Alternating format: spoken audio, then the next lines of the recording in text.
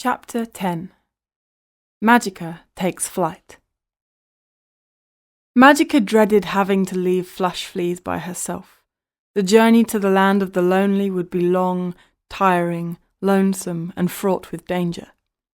She packed her backpack very quietly, conscious not to wake anyone.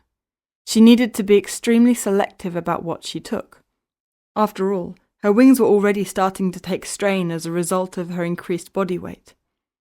Her inventory read as follows: fairy wand, fairy rings, vial of fairy dust, black fairy outfits, family of drudger worms, bags of sugar fruits, the fairy's guide to edible sugary treats throughout the galaxy, and don't leave home without reading this book. She would need the drudger worms to carry out daily adjustments to her outfits so as to compensate for her ever-increasing weight. The guide to sugary treats was essential because, if you recall, Flush Flea's fairies can only digest sugar. Everything else gives them sore tummies. Before leaving, she placed a fairy dust message under her parents' bedroom door. When her parents awoke, the dust would dance into the air and compose the message word for word. The message would read as follows: "It is with great sadness that I leave my beloved Flush Fleas and my wonderful family, including Flopsy. I cannot stay and put the entire community of Flush Fleas under threat of also contracting the sugar metabolism virus. I love you all and will miss you terribly. I will take refuge in the land of the lonely until such a time as the virus clears my system. Please explain the reasoning behind my decision to honey pop and twinkle dust. Under no circumstances are you or they to come after me. Please make this promise to me. Oh, and please remember to feed Flopsy lots of sugar fruits. Your loving sugar fairy daughter, Magica." Although the sun hadn't risen yet, thousands of brightly sparkling stars and the 3 watermelon-shaped moons provided Magica with plenty of light. She hurriedly plucked a number of fresh sugar fruit canes from the massive sugar fruit tree out the front, and then she was off. It broke Magica's heart to wave Flopsy away as he came hopping after her, the tips of his ears firmly in his mouth. He managed to keep up with her for about half a kilometre before he finally tired and returned home dejectedly. She normally allowed him to catch her. Magica's cheeks became drenched with tears. She felt even heavier today than yesterday. It was going to be a very tiring journey. She decided to pass by the hidden cave on Glen Mountain that housed her best friends in the whole galaxy, Frother the Doolan Dragon and Hairy the Gluten Spider. She could not leave without dropping off a fairy dust message for them also. They had been so decent and loyal to her over the years. She quietly approached the cave and peeked through the cobwebs that protected its openings. She expected to see Hairy sleeping peacefully on Frother's comfortable belly. To her surprise, the cave was completely empty. She nearly jumped out of her skin with fright and pain a split second later, when something that felt like a sharp-needled cactus tapped her on the shoulder. As she spun around, she was greeted by the happy hazel eyes of Hairy. The millions of thin bristle-like hairs on his limbs felt like acupuncture needles. A few meters behind Hairy stood Frother. The two of them had awoken especially early to go hunting and gathering before the array of pesky local birds awoke. Whilst they posed no threat whatsoever to Frother, some of the larger species would have considered Hairy a wonderful snack. Thousands of nocturnal spalp rodents also hunted at this time, but Hairy did not hesitate to show them who was boss. If they dared to even look at him, he would chase after them with a crazed look on his face. It made him feel very powerful in his own little world, and he would strut around afterwards, issuing loud challenges and ultimatums. "I dare any of you scrawny snacks of bones to come any closer. Leave right now, or I'll whip you apart and eat your skins." Magica informed Frother and Hairy of her illness and her need to leave Flush Fleas immediately. Before she could even advise where she was going, they both responded at exactly the same time with "Can we please come?" and "Can we come, please?" "Yes," replied Magica excitedly. Frother hurriedly packed a massive bag of doogleberries, and Hairy rolled up a large web filled with dead flusel flies and a variety of other revolting insects. They were all packed and ready to go. Magica was delighted that they insisted on coming with her. She could do with the company. Furthermore, despite being a gentle dragon, Frother's mere size made him look quite imposing. He was also extremely strong. So from a protection point of view, she felt a lot less vulnerable. The land of the lonely belonged to nobody. It was literally a squatter's camp for those who had either decided to leave or had been forced to leave their planet of birth at short notice. It was a place that you could take refuge in whilst you decided where to go next, and it did not require any form of permission or identification in order to gain entry. But it was also not a place that you necessarily wanted to settle down in for too long. Many of the creatures that resided there on a more permanent basis had been kicked off their birth planets for very legitimate reasons, and were not welcome anywhere else. The trio had been flying at a steady pace for about an hour already. Whilst Magica was starting to take serious strain, Frother was gliding through the air effortlessly. In order to keep up with him, she needed to produce about 30 wing strokes for every one of his. He kept offering to carry her on his back, but our stubborn, fiercely independent fairy refused to accept assistance. As a result of overexertion, the muscles in her shoulder blades suddenly cramped up. This caused her wings to stop flapping, and she suddenly found herself free-falling rapidly towards the ground. Frother dived down after her and started to flap his enormous wings with urgency. Harry shouted words of encouragement to Frother like a jockey willing its horse to go faster. "Hurry, Frother! Hurry!" The sheer speed and power of Frother at full speed was something to behold. He snatched Magica out of mid-air only moments before she was about to hit the ground. For the next few hours, Magica sat on Frother's back like a spoilt, sulking child. Instead of thanking him for saving her life, she focused on her own personal humiliation at having to now be a passenger. Who ever heard of a fairy that needed to hitch a lift on some other creature's back? She thought to herself bitterly. They flew all day without stopping. Doolan dragons can fly non-stop for up to 3 days if required. By about 6 p.m, everyone was tired and grumpy. Even Harry's optimistic spirit was starting to wane. The pumpkin-shaped spider began complaining about everything. He cursed loudly as a sudden jolt caused by air turbulence resulted in him dropping a juicy flusel fly that he had just untangled from the exposed end of his rolled-up cobweb. He could not understand why Frother was not prepared to go chasing after the fallen fly for him. He accused Frother of showing favouritism. "You had no problem swooping down when Magica needed your help, but when I ask for help with my frugal fly situation, you ignore me. Where's the consistency, Swaffer? Where's the consistency? Magica is obviously your favourite. Shame on you, Frother. Shame, shame, shame." Frother thought Harry's comparing the two situations so ridiculous and unjust that it did not even warrant a response.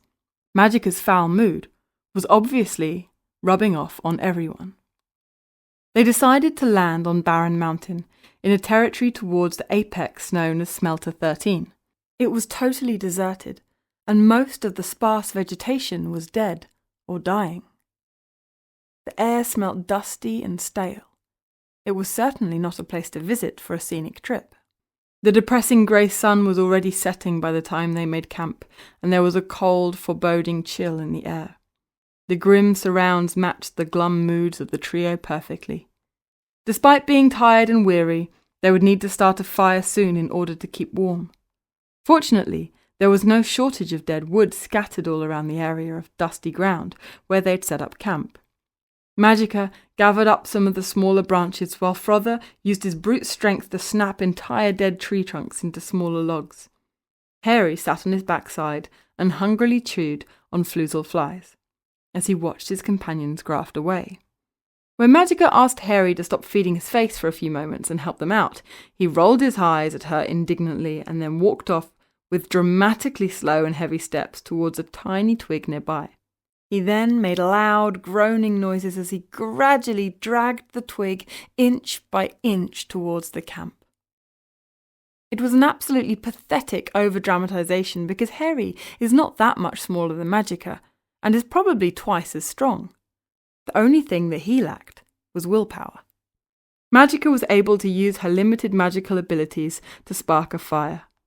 Frother's eyes stared intensely at the flames, with the same sense of longing as a mother looking at a picture of her missing child. He kept stacking the fire with more and more wood. The fire's size was already well beyond their requirements. "Enough already, Frother," smiled Magica. "Sit down and relax." Are you sure?" implored Frother. "It's going to be awfully cold tonight." "I'm positive," replied Magica. "Now put those logs down." Like a naughty schoolchild, Frother dropped the last 3 logs that were still in his enormous grasp with enough deliberate forward spin so as to allow them to roll into the fire. "Oops, sorry," he apologized unconvincingly, immediately diverting his eyes towards the sky and whistling sheepishly.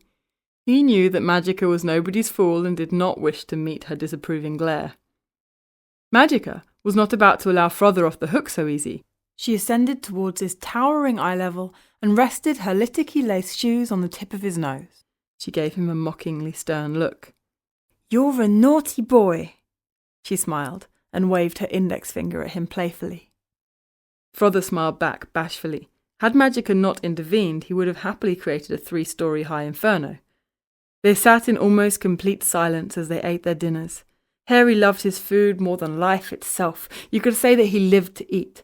He even ate insects whilst taking his weekly shower under the gently cascading waterfall that flowed directly behind their cave on Glen Mountain. The only time that Harry never ate was when he was sleeping. However, even then he dreamed of food and claimed to have the uncanny ability to enjoy the full sensation of taste in his dreams. In this respect, he had a lot in common with dementia. How he wished that Magica and Frother could experience his gastronomic delights. He had tried Frother's doogleberries and Magica's sugar fruits, but they simply did not compare with the taste of a juicy fruzzle fly, or a dried-out fiddle roach. Insects were the ultimate survivors and were found in every single land, on every single planet, in every single dimension. Harry, therefore, had no need for a food guide like Magica's. As Magica chewed away noisily on a sugar fruit cane, a sourpuss drudger worm slowly crawled its way around her waist, with a single silk thread trailing behind it. The drudger worm was measuring her waist for the adjustments that he and his family would need to make her outfit for tomorrow. He scowled at Magica harshly the whole time. "What nerve you have dragging us away from our home like this, turning us into glorified dressmakers," he shouted. None other than his equally peeved family members heard his complaint. When Harry suddenly spotted the drudger worm, his eyes lit up and he licked his lips. Drudger worms were a real delicacy for gluten spiders. These juicy treats were a scarce commodity on Glen Mountain, and their discovery was always fiercely contested. He had only once had the pleasure of consuming one, when he was still very young, courtesy of his late mum, and still remembered the taste and aftertaste with relish. "No!" shouted Magica sternly as Harry unconsciously started to close in on his prey. "These drudger worms are my pets, and they serve an important function. I need them to perform daily alterations to my leotards on account of my continuously increasing weight problem." "I'm sorry," apologised Harry sincerely. "I promise never to even think about them again." Harry's eyes, however, told a completely different story. At about 8 p.m, the wind suddenly picked up dramatically and the trio was subjected to the most brutal of dust storms. Frother pulled both Magica and Harry into his soft belly and then wrapped his enormous fiberglass-like wings around his front.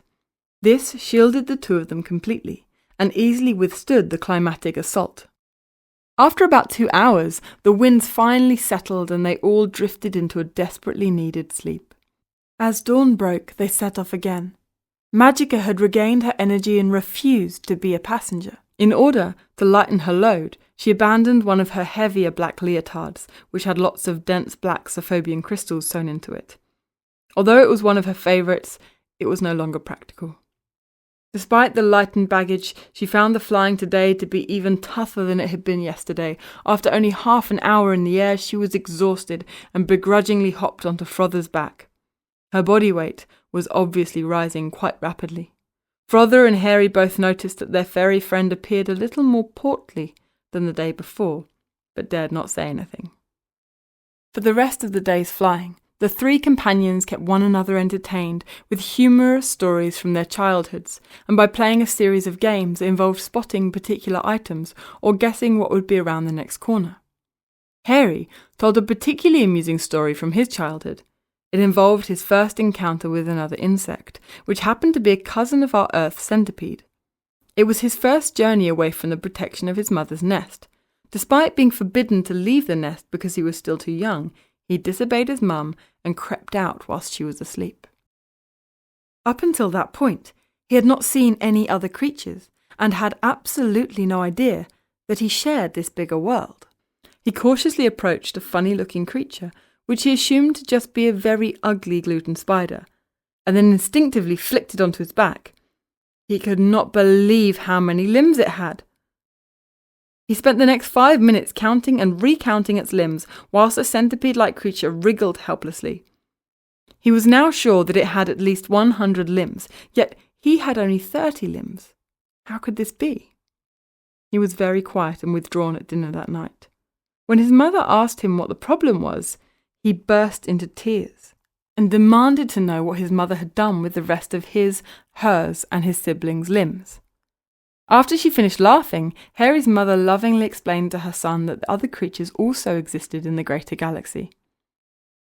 Magica's best story was about the time when she and her girlfriend spent an entire day collecting the flower heads of thousands of rising flowers. They placed the buoyant contents into several enormous vacuum-sealed bags and effectively created the equivalent of 8 large helium balloons. The next day, they snuck up on an unsuspecting soul wizard boy named Olentia, who had been happily sleeping outdoors on a sunny rock, and gently tied the vacuum-sealed bags around his wrists and ankles. Olentia began a gradual ascent into the air. Once he was over 30 meters high, the fairies awoke him by shouting, "Wakey, wakey, rise and shine!" Olentia got an enormous fright and begged them to help him down. They outright refused. In the end, he was forced to exit his bend rubber form in order to escape its continued ascent. There was no problem with this because soul wizard souls are completely capable of flight. It's their heavy bend rubber frames that weigh them down. Magica and her friends then popped the bags and watched with glee as his rubbery form went hurtling to the ground. The impact caused it to suffer such enormous trauma that it was now only fit for the scrap heap. They laughed joyously as they watched Olentia start the tedious task of creating a new form. She explained that this punishment they dished out to Olentia was purely motivated by revenge. A week earlier, Olentia and 2 of his soul wizard buddies had tied up Magica and 3 of her sugar fairy friends and then painted them from head to toe with myrtleberry juice.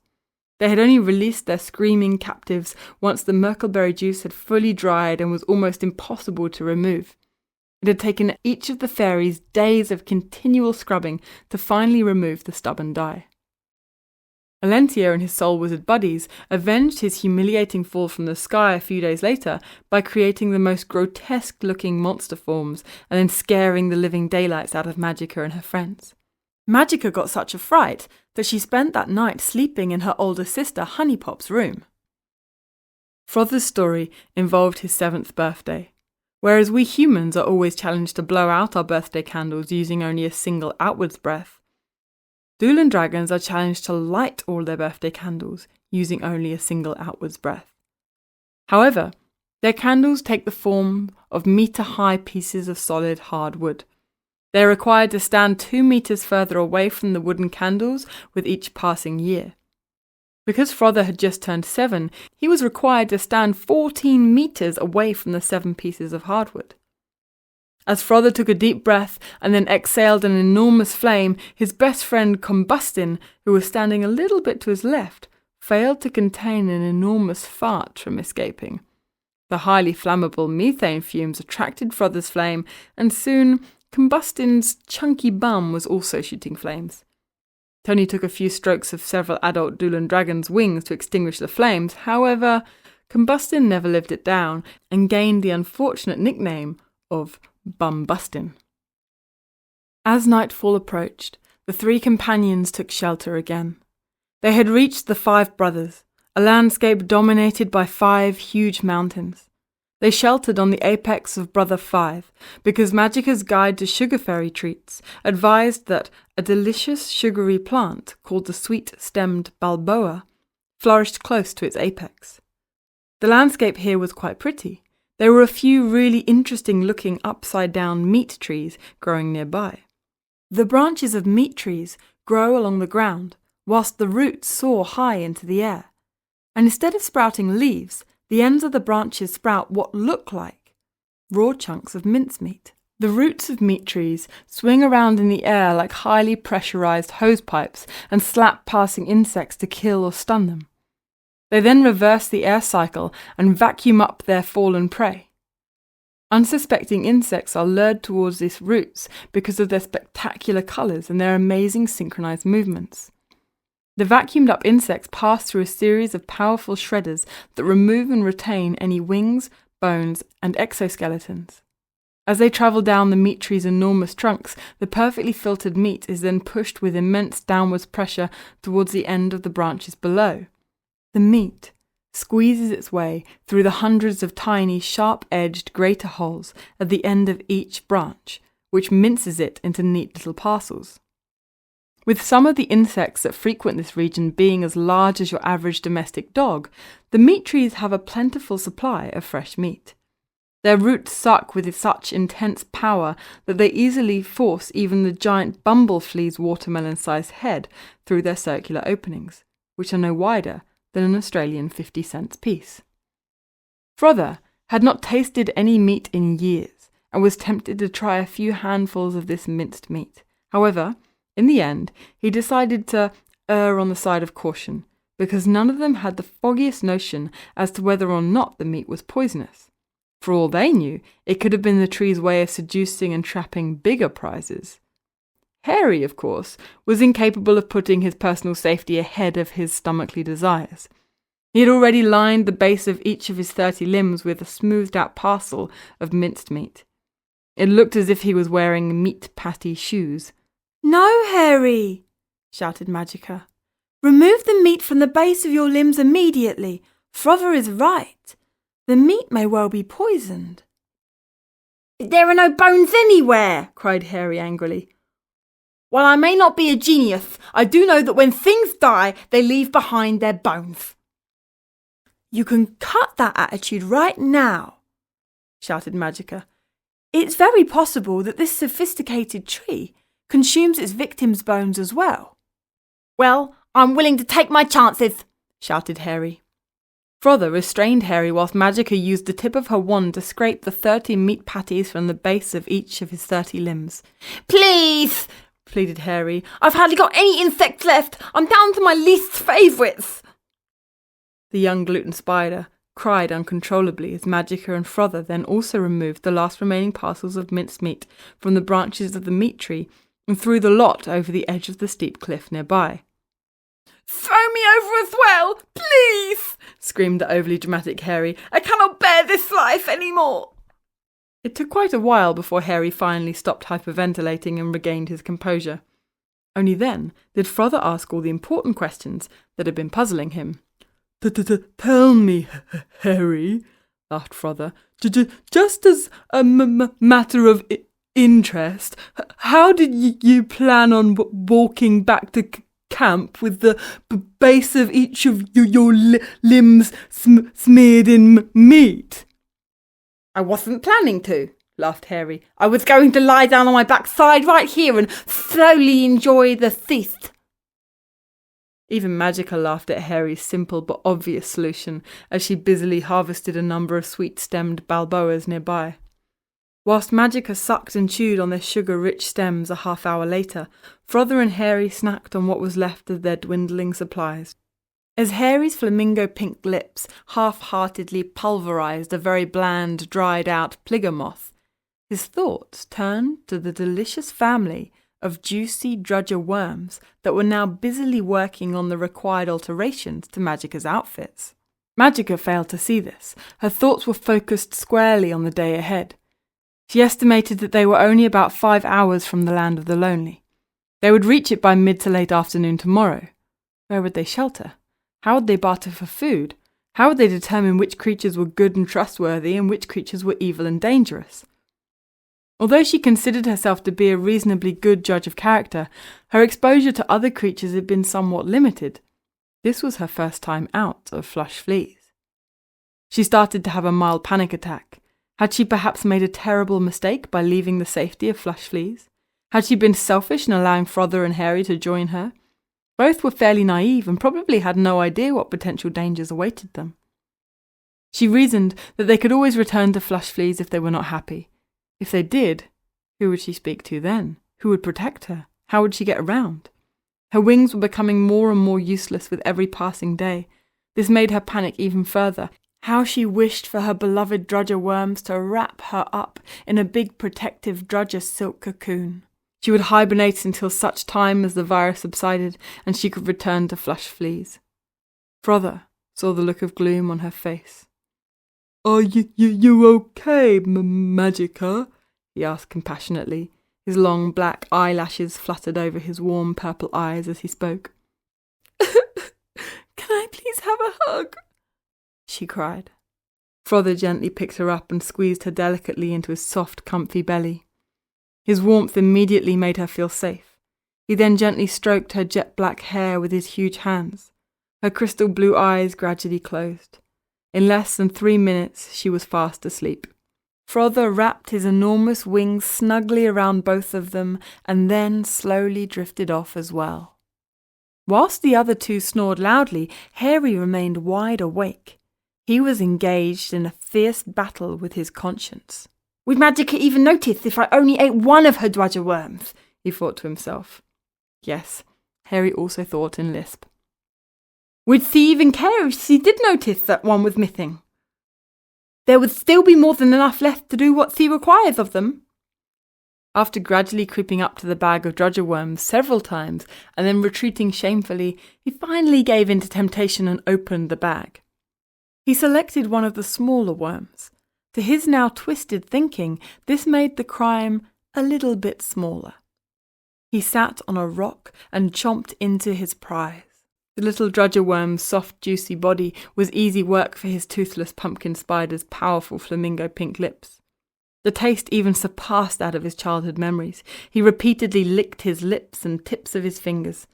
Not a morsel went to waste. He went back to the bag of Drudger worms and looked inside. The panic-stricken Drudgers were wriggling around so much and also blended in so well with the colour and texture of the bag that it made it almost impossible to count them. There was therefore no way she would notice that one was missing. If she is unlikely to notice that one is missing, she probably won't notice if 2 were missing, he thought to himself. After all, 2 is only one more than 1. Harry had become the king of self-justification. 2 Drudger worms turned to 3, 3 turned to 4, and 4 turned to 5. By the time Harry had eaten the 5th, there were only 4 left. Given that 5 are now missing, he thought to himself, she will definitely notice. And given that I will have to face the consequences tomorrow morning, whether I leave the other 4 or not, I may as well finish them off. Harry cried with disgust as he gobbled down the final 4. He was left with a bitter taste in his mouth, the taste they call guilt. As Magica awoke, Harry ran to her and begged for forgiveness. His eyes were bright red and puffy. He'd clearly not slept a wink all night. "Please find it in your heart to forgive me, for I have sinned," he cried and banged his hands down beseechingly on the sand before her feet. "I am weak. I don't deserve you as a friend." It took Magica and Frother a while to work out what Harry had done that was so heinous. Every time he tried to explain, he broke down in hysterical tears. They finally managed to calm Harry down sufficiently so as to get a mumbled confession. The only words that could be deciphered through the cries and the severe lisping were 8, Drudger, and worms. These were sufficient prompts for them to fill in the missing gaps. Magica was bitterly disappointed with Harry for being so self-centered and such a guts. But at least he'd confessed immediately, and he clearly felt extreme guilt for his actions. For these reasons, she could not stay angry with him for too long. He was a lovable little rogue. After letting off a bit of steam, she forgave him. He had clearly suffered enough already from his own feelings of guilt. More worrying for Magica was the issue of how she was going to get the necessary daily alterations to her fairy outfits done. She had no thread and no idea how to sew. This was yet another obstacle to overcome. The worry clearly showed on her face. Harry felt absolutely awful for the trouble his greediness has caused. He could not even look Magica in the eye anymore. He meandered off quietly with his head bowed so low that it scraped against the blue sand under his feet and created a distinct, trench-shaped trail.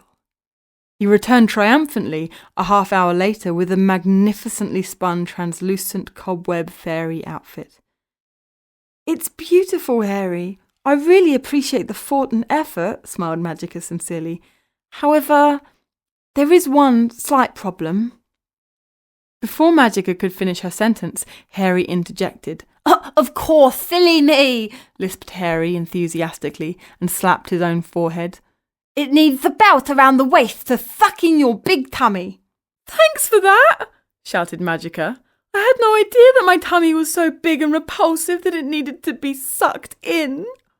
"Just as well I pointed it out then," replied Harry with even more enthusiasm. He had no idea that his comments about her tummy were hurting the little fairy's feelings. He was simply doing what he always did, speaking without thinking first. Magica burst into tears and covered her tummy with her arms. "I was simply going to point out that this cobweb outfit is completely see-through." "I'm sorry, Magica," cried Harry with genuine emotion in his lisping voice. "I didn't mean to upset you. My stupid mouth gets me into trouble all the time." Harry then dramatically pulled out a needle and some cobweb thread, which was stored under a loose fold of skin on his back, and raised a threaded needle towards his wobbling pink upper lip.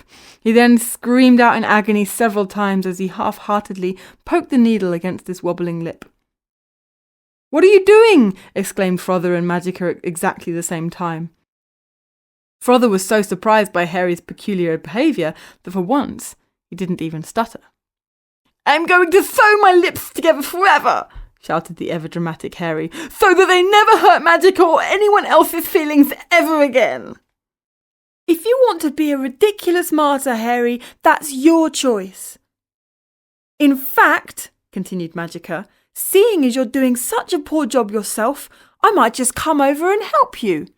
As Magica stepped forward, Harry immediately took a few steps backwards and hurriedly threw the needle into a plush pile of silver-coloured grass to his left. "Enough, both of you," intervened Frother. He realised that tensions were escalating dangerously between the scorned Sugar Fairy and the overdramatic Gluten Spider. He desperately needed to change their focus. "I noticed that the stems of the sweet-stemmed balboas that you were sucking on last night, Magica, were leaking quite a lot of bright red sap. I suggest that we try dyeing the translucent cobweb outfits red using this sap."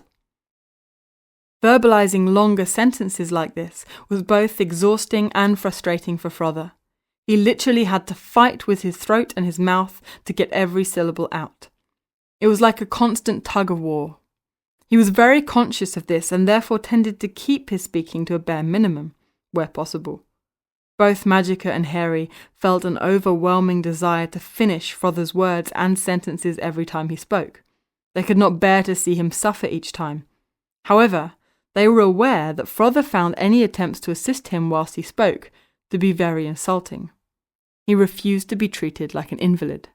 Frother's idea to use the sap from these sweet-stemmed balboas to dye the translucent cobweb outfit was inspired. He was not just a pretty face. Inside that massive head lived a very smart brain. It was him, after all, who concocted the plan that stopped Wandina in her tracks and allowed Magica to rightfully gain the crown of fastest Sugar Fairy in Flush Fleas. Tempers settled and ill feelings diminished as they all focused on squeezing sweet-stemmed balboa sap into the bowl-shaped half of a massive hulum tree seed pod. Each hulum seed pod is about the size of a soccer ball and always split perfectly down the middle when they fall to the ground.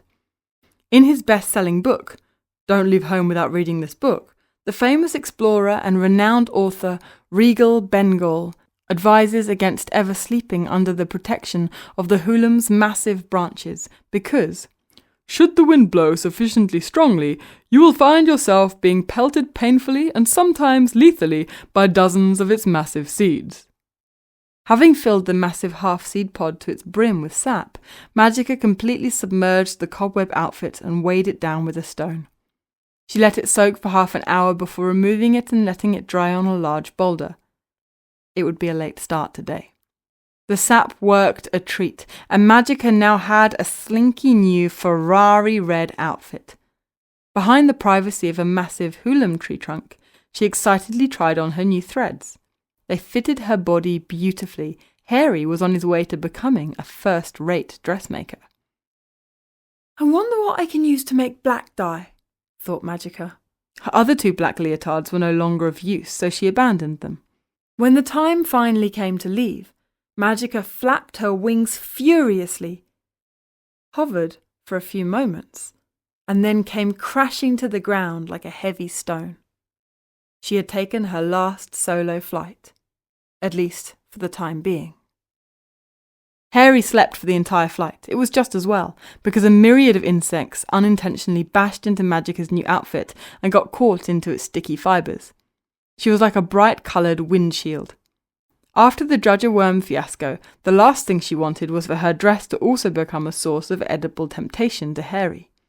Her skin crawled as she slowly removed each disgusting-looking insect and set it free. Her delicate lace gloves provided almost no tactile protection. As Harry snored away loudly and proudly, Magica and Frother took the opportunity to engage in a deep and meaningful discussion. Magica expressed her concerns, and Frother tried his best to assure her that everything would be all right, to feel his optimism slowly spill. As the musty odour of the land of the lonely penetrated his large, sensitive nostrils, it reeked of neglect and despair.